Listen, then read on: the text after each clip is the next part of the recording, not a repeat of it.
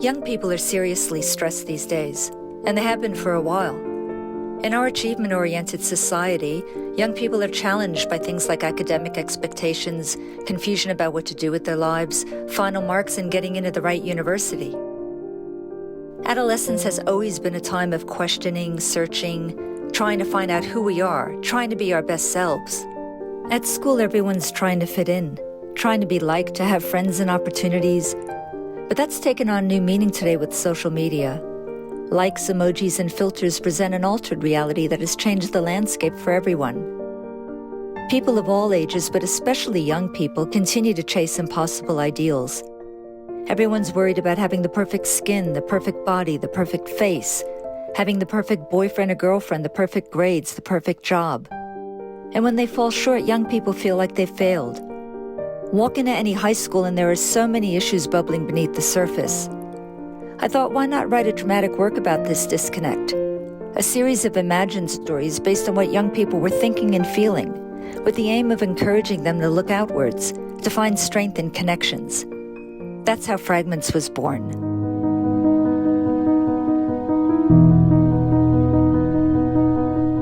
I lived with the idea of Fragments for nearly a year, thinking about how I would tell these stories and who the characters would be. When I finally sat down to write the script in late 2017, the words poured onto the page. It was as though I had been mulling things over for so long that the ideas came out fully formed. Feedback on an early script came from a variety of sources before the monologues were workshopped in Sydney for a development showing at the Pioneer Theatre in late 2018. Some of the monologues were performed at various theatre festivals in Australia and even in Hollywood. The work was interrogated as part of a creative development in Canberra and then developed further as part of the Street Theatre's First Scene program with an amazing cast of young actors. Fragments debuted at the Street Theatre in October 2019, programmed for Mental Health Month. The work seemed to resonate strongly with audiences. That's a playwright's dream. For a while, I felt like writing grant applications was my day job and working on Fragments my other full-time job. But the hard work paid off.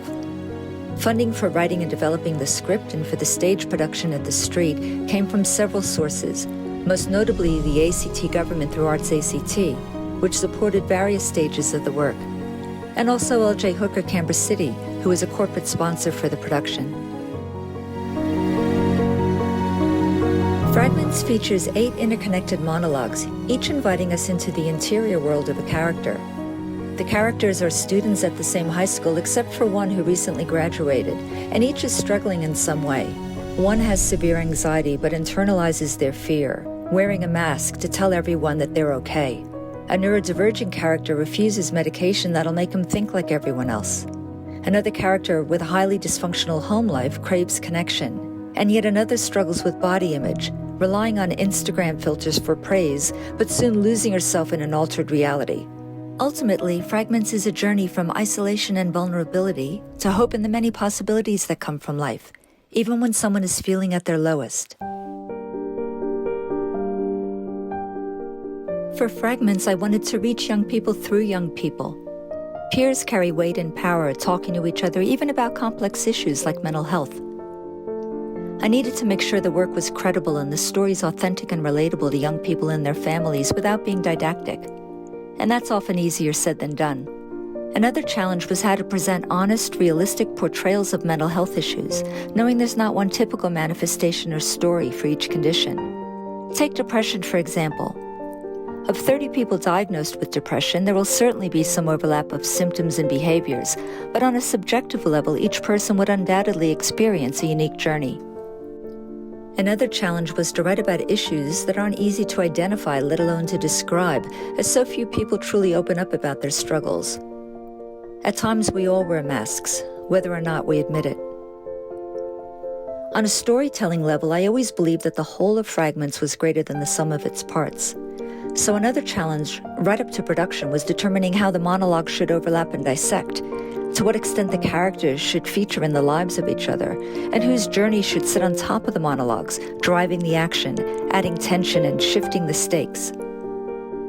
In early 2020, not long after the Fragments production, the bushfires hit, followed by the pandemic, and this was perhaps the greatest challenge of all. My plans to bring fragments to schools evaporated virtually overnight, as did options for publication. But thanks to additional funding from Arts ACT, I was able to revisit and reshape the play post-production and to publish it under my imprint, Big Ideas Press.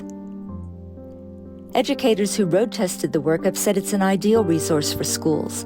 The book's modular format and multidisciplinary study guide offer a great deal of flexibility for use in the classroom across several subjects.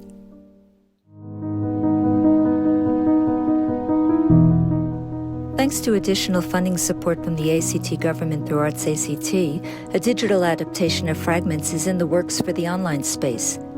There are 8 directors involved, each one bringing their unique creative vision to a monologue. The challenge is to ensure that the pieces hang together as a unified whole, creatively, conceptually, and cinematically, and this has been another learning curve for me, but an exciting one. I feel privileged to be working with such an amazing team, and I'm really looking forward to bringing this new work to audiences soon. Not surprisingly, rates of anxiety and depression have increased in response to the pandemic. The upside of this is that governments and communities are starting to speak more openly about mental health and to devote additional funding. But there's still a stigma. When stress at work is too much, we say we're having a mental health day. The language we use to describe mental health issues, mental health disorders, mental health problems, mental health illness, is negative, a deficit-based view of mental health. It's time to reframe mental health in a more positive way. We all have our up and down days. The goal shouldn't be the impossible ideal of perfect mental and physical health, but balance, supported by resilience, because life has a habit of throwing us a curveball or two, usually when we least expect it. I prefer to think of mental health in circular terms. Our circles overlap with those of the people in our lives, and we can be a salve to each other, drawing strength from our connections, if we can speak openly without fear of judgment. My hope is that Fragments, in some small way, encourages people to speak openly. It's only then that we can chip away at the stigma that still prevents so many people from seeking help.